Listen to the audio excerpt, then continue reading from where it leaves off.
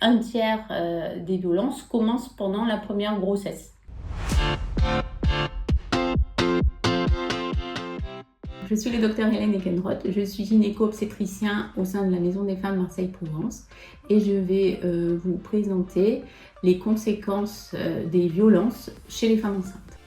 Souvent, la première chose qu'on va voir, c'est qu'il va y avoir un retard ou une absence d'accès aux soins périnataux. Ensuite, on a des patientes qui vont consulter de manière fréquente pour des motifs qui ne sont pas forcément très précis aux urgences.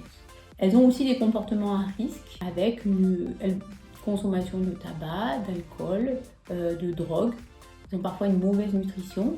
Et en fait, elles ne prennent pas soin d'elles-mêmes ni de leur fœtus par leur comportement toxique.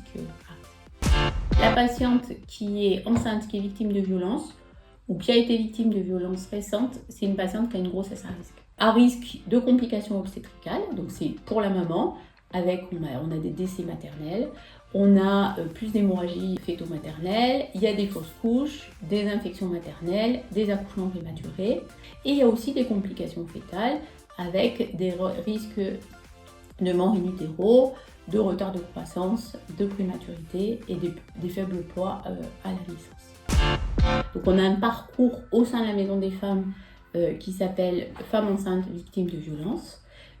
Dans ce parcours, en fait, on a un suivi particulièrement attentif de la part des gynécos et des sages-femmes, une unicité de lieu, donc c'est les mêmes personnes qui font les échographies, les consultations, une préparation à la naissance, des entretiens prénataux, et tout ça c'est réalisé par la même équipe qui travaille en lien très étroit avec la maternité et la conception. Il y a aussi la possibilité, grâce au travail des assistantes sociales, de mettre à l'abri les femmes enceintes qui sont particulièrement vulnérables.